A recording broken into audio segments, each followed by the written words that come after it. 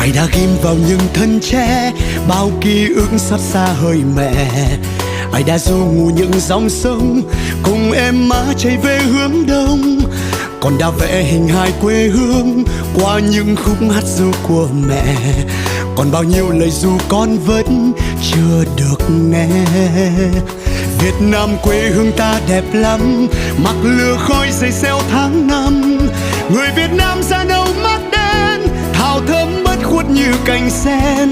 Việt Nam ơi quê hương ta ơi, biển lúa chín vàng thơm ngát trời. Vọng tiếng ai hò vì nhớ con đò